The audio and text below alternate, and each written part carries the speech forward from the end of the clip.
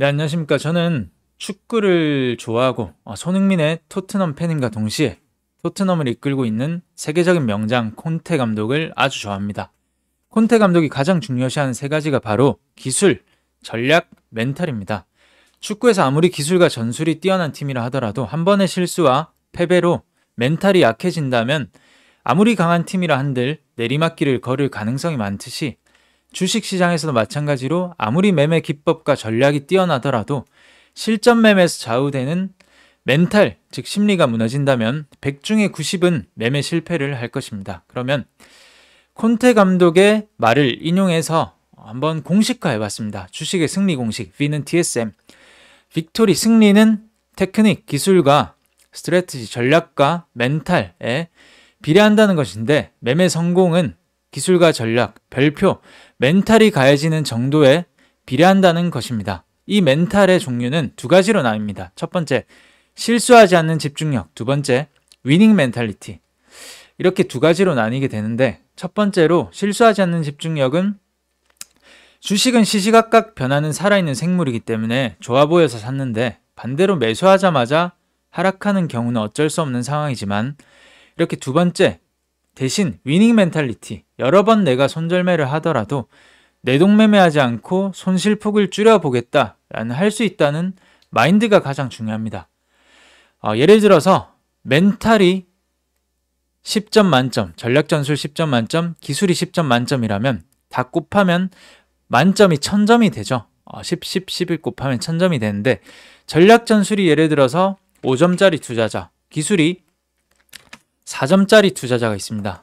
그럼 멘탈만 살아있어도 뛰어나지 않더라도 충분히 승리할 가능성이 많다라는 것인데 멘탈이 예를 들어서 마이너스 1점만 바뀌어도 승리는 마이너스 20으로 바뀌게 됩니다. 그러니까 멘탈이 플러스냐 마이너스냐, 살아있냐 살아있지 못하냐가 가장 중요하다는 것이겠죠. 예를 들어서 전략 전술이 아무리 10점으로 뛰어나고 기술이 10점으로 뛰어나다 하더라도 멘탈이 마이너스 1점, 멘탈이 마이너스 5점이면 마이너스 500으로 바뀝니다.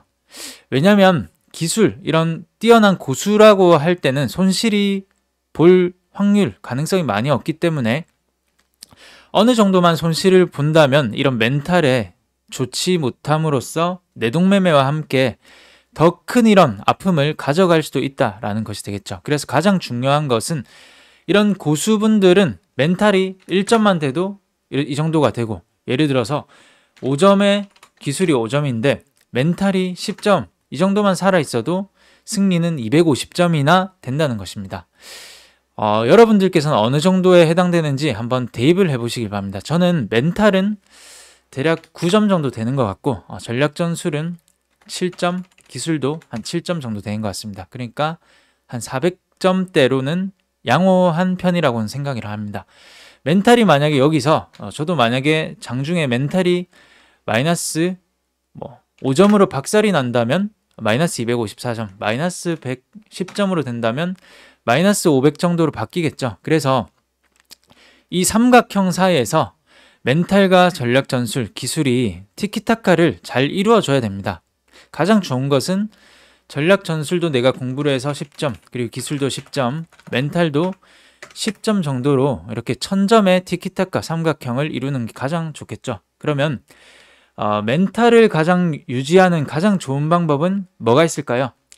사실 우리 개인 투자자분들 모두가 다 아는 내용이지만 두 가지만 말씀드려 보겠습니다. 첫 번째, 매매 후 전략이 없는 존버는 하지 않는다. 그러니까 끊을 때는 손절 매도로 대응을 해야 더 큰 리스크를 방어할 수 있다는 것입니다. 지난 영상에 영상 감사합니다. 전 단타를 하다 보니 손절매가 참 어렵더라고요. 세력이 나갔다라고 판단하지 않아 뜻하지 않게 존버하고 있는데 어떻게 하면 이런 존버 상황을 만들지 않을까요? 라는 이런 댓글을 남겨주신 분이 있습니다. 저는 똑같습니다. 끊을 때는 손절매로 대응을 해야 더 큰 리스크를 방어하면서 이런 위닝 멘탈리티를 좀 살아날 수가 있다는 것이 되겠죠. 손절 이꼴 새로운 물림이 아니라 새로운 기회라는 것, 이 또한 위닝 멘탈리티에서 비롯된다는 것입니다. 그러면 손절매가 어렵다, 정 어렵다 싶으면 매매 금액을 내 멘탈이 흔들리지 않을 정도로 줄이면서 매매한다는 것도 방법이 됩니다. 예를 들어서 3천만 원에 마이너스 10%면 마이너스 300만 원이지만 300만 원에 마이너스 10%면 마이너스 30만 원입니다. 그래서 그러면 그렇게 뭐 큰 손실은 아니죠, 사실. 다들 여건에 따라 매매 금액이 다르겠지만 내 현재 상황의 그릇 안에서 멘탈이 흔들리지 않을 정도의 매매 비중 또는 금액이 아주 중요하다는 것입니다.